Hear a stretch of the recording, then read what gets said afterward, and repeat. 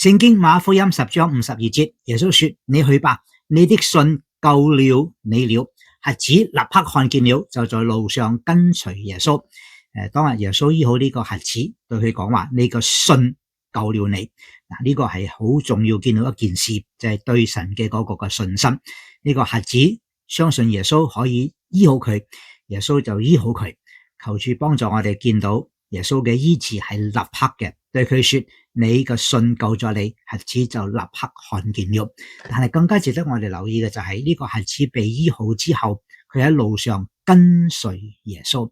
求主幫助我哋真係信耶穌得永生，好得無比。叫我哋信咗耶穌基督之後，真係曉得繼續嘅不斷嘅忠心嘅嚟到跟從耶穌，行喺主嘅喜悅嘅裏邊，侍奉佢，服侍佢，將榮耀歸俾佢。我係鄧英善牧師。